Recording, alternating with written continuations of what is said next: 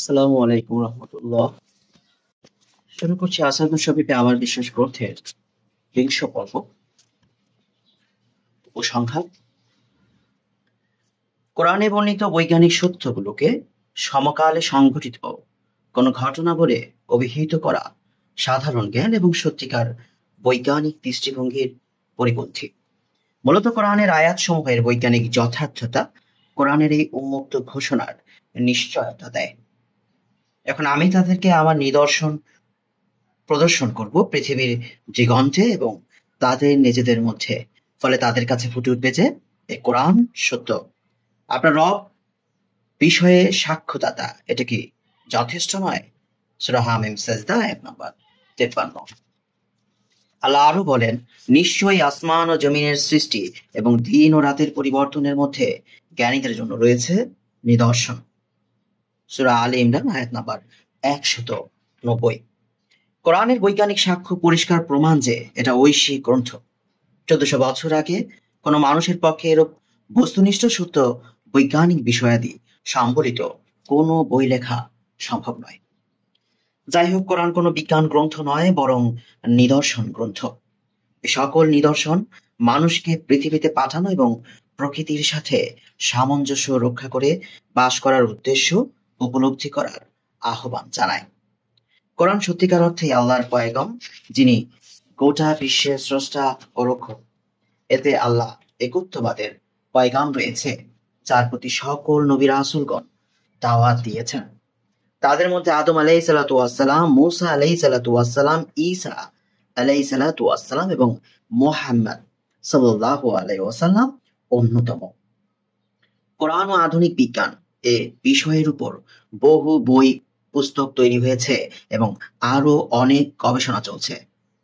ইনশাআল্লাহ এই গবেষণা মানব জাতিকে আল্লাহর বাণীর নিকটবর্তী করবে। এখানে কোরআনের অল্প কয়েকটি বৈজ্ঞানিক সত্যই তুলে ধরা হয়েছে। আমি বিষয়টির উপর পূর্ণ ইনসাফ করতে পেরেছি বলে দাবি করি না। অধ্যাপক তেজাসেন কোরআনের একটি মাত্র আয়াতের শক্তির কারণে ইসলাম গ্রহণ করেছেন। কোরআন ঐশিক গ্রন্থ কিনা এ বিষয়ে কেউ হয়তো 10টি নিদর্শন, আবার কেউ হয়তো 100টি নিদর্শনের প্রয়োজন অনুভব করতে পারে, আবার কেউ 1000 নিদর্শন দেখেও ইসলাম গ্রহণ করবে না। কোরআন এ জাতীয় বদ্ধ অন্তরের নিন্দা করে বলেছে, তারা বধির, বোবা ও অন্ধ, তারা কখনো ফিরে আসবে না। সূরা আল বাকারা 1 নম্বর 18। পবিত্র কোরআন ব্যক্তি ও সমাজের জন্য পরিপূর্ণ জীবন ব্যবস্থা। কোরআনী জীবন ব্যবস্থা মানুষের অজ্ঞতার ভিত্তিতে তৈরি বিভিন্ন মতবাদ থেকে অনেক উন্নত। স্রষ্টার চাইতে অপেক্ষাকৃত ভালো হেদায়েত কে দিতে পারে? নবুয়তের দলিল প্রমাণ সমূহ। দালাইলুন নবুয়াত বলতে এমন সব দলিল প্রমাণ উদ্দেশ্য যার মাধ্যমে সত্য নবীর নবুয়াত সম্পর্কে জানা যায় এবং নবুয়াতের মিথ্যুক দাবিদারদের মিথ্যাবাদিতা জানা যায়। সেই হিসাবে এটি একটি গুরুত্বপূর্ণ বিষয়। নবুয়াতের অনেক দলিল প্রমাণ রয়েছে যা গণনা করে শেষ করা যাবে না। নিম্নে কতিপয় দলিল বর্ণনা করা হলো। মুজিজা অক্ষমকারী। ক্ষমতায়ের বিপরীত অর্থবোধক শব্দ হচ্ছে অক্ষমতা, যা থেকে শব্দটি ইসমে ফাইল হিসেবে ব্যবহৃত হয়েছে। অভিধান গ্রন্থে নবীর মুজিজা বলতে এমন জিনিস বোঝানো হয়েছে যা দ্বারা তিনি চ্যালেঞ্জের মোকাবেলায় প্রতিপক্ষকে অক্ষম করে দিতে পারেন। মুজিজা শব্দের মধ্যকাটা বর্ণনাটি আধিক্য বোঝানোর জন্য ব্যবহৃত হয়েছে। আর ইসলামের পরিভাষায় মুজিজা হলো সাধারণ অভ্যাসের বিপরীত এমন বিষয়ে যা আল্লাহ তাআলা নবীর হাতে প্রকাশ করে থাকেন। উদ্দেশ্য হলো এর মাধ্যমে তিনি নবীর সত্যতা, তার রিসালতের বিশুদ্ধতা প্রমাণ করেন। নবী রাসূলদের অনেক মুজিজা রয়েছে, যেমন সালেহ আলাইহিসসালাতু ওয়াসসালামের উটনী। তার গোত্রের লোকদের উপর হুজ্জত কায়েম করার জন্য তিনি তাকে তা দান করেছিলেন। মূসা আলাইহিস সালামের নবুয়াতের দলিল হিসেবে হাতের লাঠিকে আল্লাহ তাআলা সাপে পরিণত করেছিলেন। জন্মান্ধ কুষ্ঠরোগীকে ভালো করা এবং মৃতদেরকে জীবিত করা ছিল ঈসা আলাইহিস সালামের মুজিজা। আমাদের নবী মুহাম্মদ সাল্লাল্লাহু আলাইহি ওয়াসাল্লামের রয়েছে অসংখ্য মুজিজা। তার মুজিজা সময়ের মধ্যে কোরআনুল কারীম হলো সবচেয়ে বড় মুজিজা, যা ইতিপূর্বে প্রমাণ করা হয়েছে। এই চিরন্তন মুজিজার মাধ্যমে আল্লাহ তাআলা জিন ও ইনসানকে চ্যালেঞ্জ করেছেন। ইসরা ও মিরাজ, চন্দ্র দ্বিখণ্ডন করা, তার হাতের তালুতে পাথরের তাসবিহ পাঠ করা, খেজুর গাছের গুড়ির তার বিচ্ছেদে কান্নাকাটি করে এবং অতীত ও ভবিষ্যতের কিছু কিছু ঘটনা সম্পর্কে সংবাদ প্রদান করা নবী সাল্লাল্লাহু আলাইহি সাল্লামের অন্যতম মুজিজা। তর্কশাস্ত্রবিদরা বলে থাকে যে নবুয়াতের দলিল প্রমাণ শুধু মুজিজার মধ্যেই সীমাবদ্ধ। সঠিক কথা হচ্ছে তা কেবল মুজিজার মধ্যে সীমাবদ্ধ নয়, বরং তা অসংখ্য।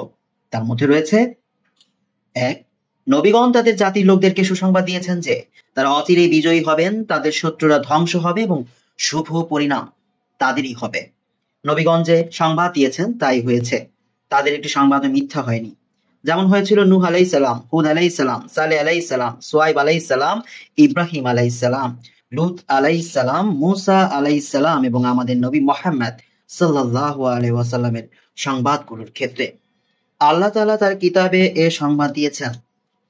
দুই, নবীগঞ্জে শরিয়াত ও সংবাদ নিয়ে এসেছেন তার দৃঢ়তা, নিপুণতা, সত্যবাদিতা এবং সৃষ্টির জন্য সঠিক দিক নির্দেশনা প্রদান করায় পূর্ণতম।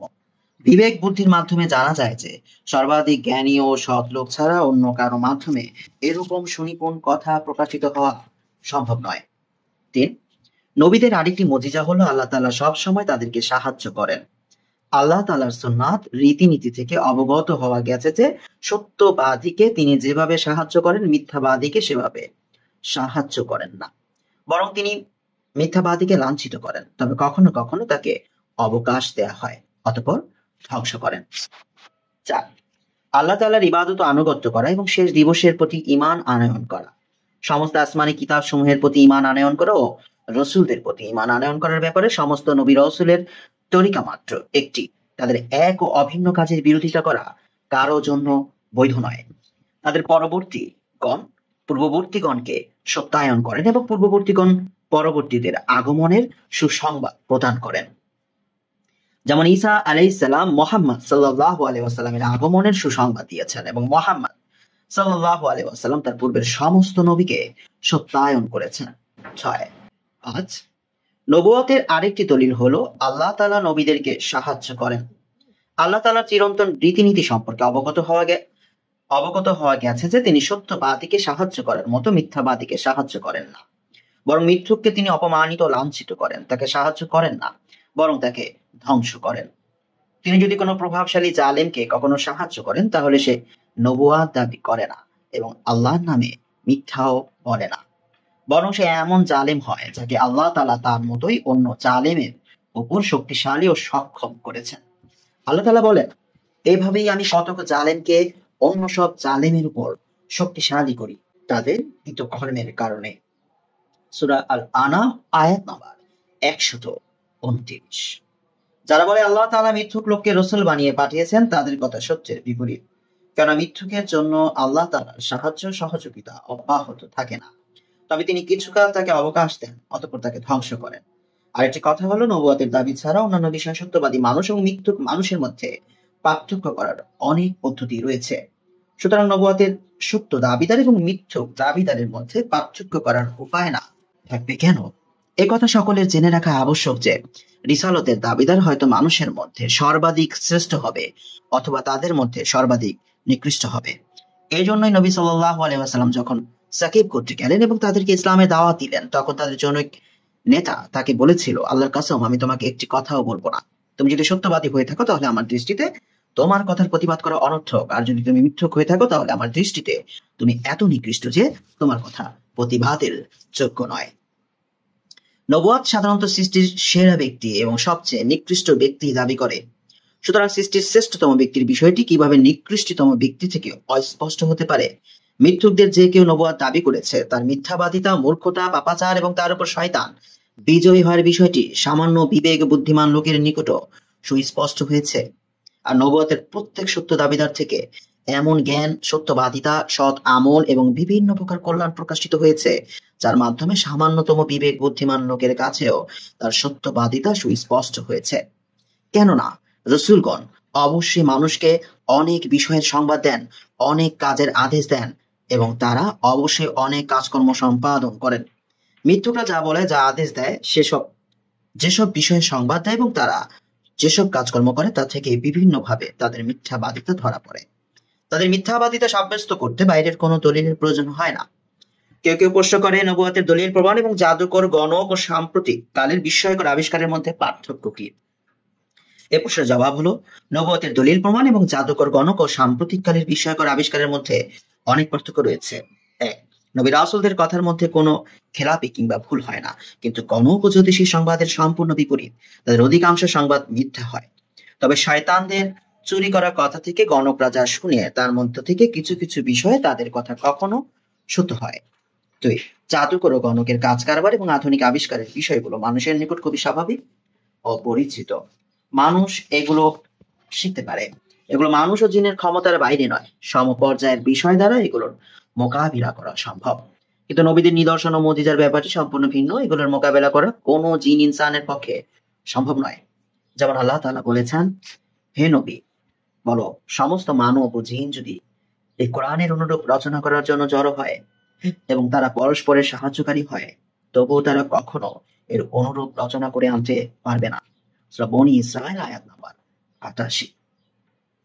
সুতরাং সৃষ্টির পক্ষে নবীদের নিদর্শনের অনুরূপ কিছু আনয়ন করা সম্ভব নয়, কেননা আল্লাহ তাআলা এই নবীদের সত্যবাদিতার জন্য নিদর্শন ও আলামত নির্ধারণ করেন।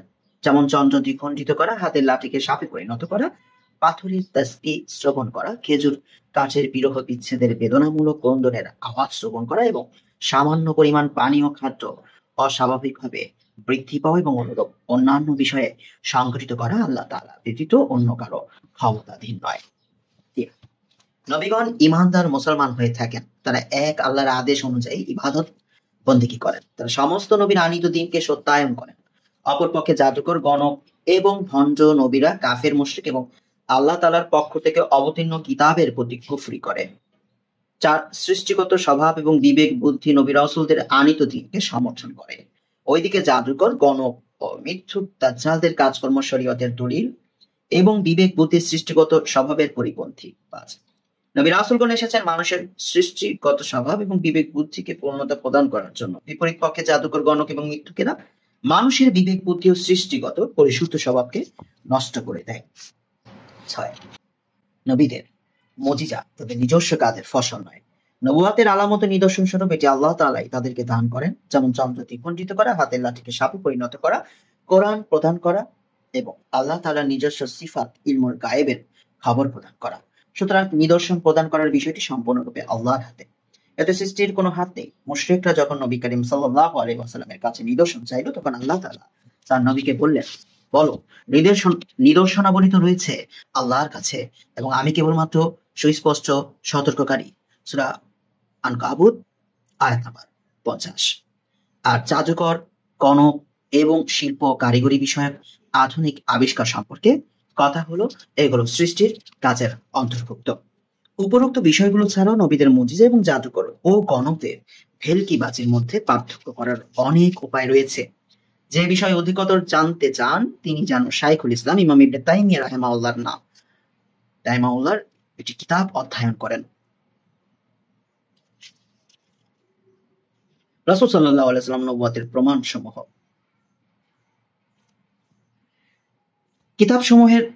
কিতাবটির নাম হচ্ছে নবুয়ত। রাসূল সাল্লাল্লাহু আলাইহি ওয়াসাল্লাম নবুয়তের প্রমাণসমূহ। আল্লাহর একত্ববাদের দাওয়াতের ক্ষেত্রে সব নবীদের সাথে ঐক্য মত ছিল। সকলেই মানুষকে তাওহীদ তথা একত্ববাদী খোদার দিকে আহ্বান করেছেন। এর ফলশ্রুতিতে অনেক মুসলিম, এমনকি অমুসলিম মনীষীও রাসূল সাল্লাল্লাহু আলাইহি ওয়াসাল্লামের নবুয়তকে স্বীকার করতে বাধ্য হন। উদাহরণস্বরূপ বেশ কয়েকজনের বক্তব্য তুলে ধরা হলো। তার মধ্যে অন্যতম হচ্ছে হান্স কং, সুইস ধর্মতত্ত্ববিদ। তাকে শুধু অকৃতজ্ঞরাই অস্বীকার করে।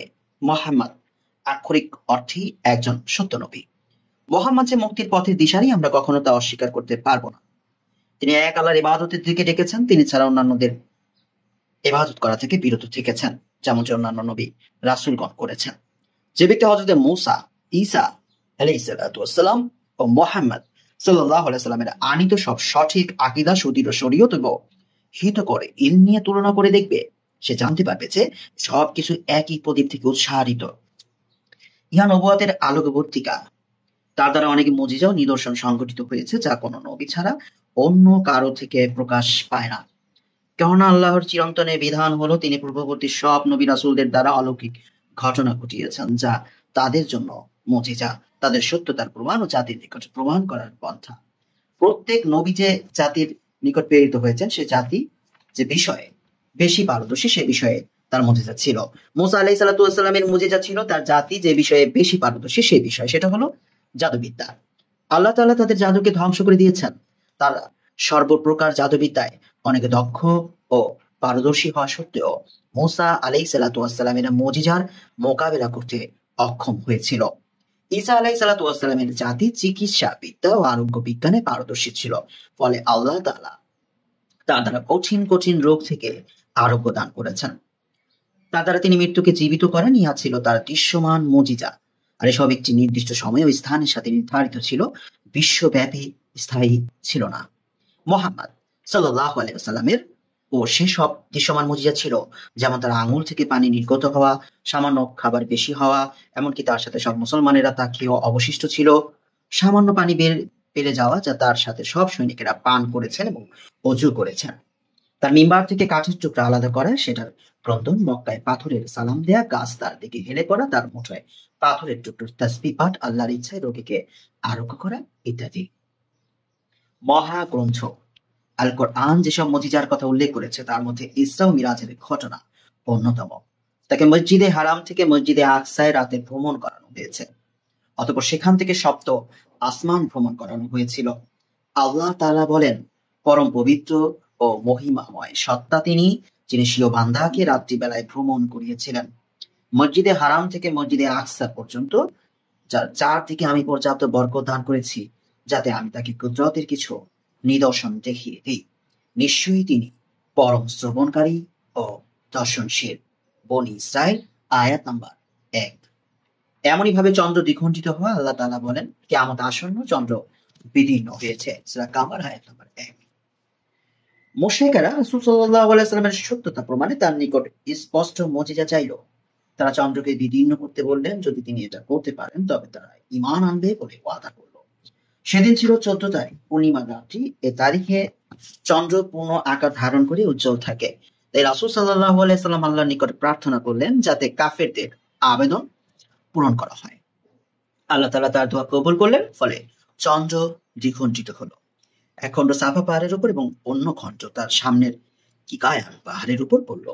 এত বড় নিদর্শন সংঘটিত হওয়ার পরেও কুরাইশ মুশরিকেরা ঈমান আনেনি। তারা একে জাদু বলে গণ্য করলো। আর ইহাই যুগে যুগে আল্লাহর দিন থেকে বিমুখদের চিরাচরিত অভ্যাস।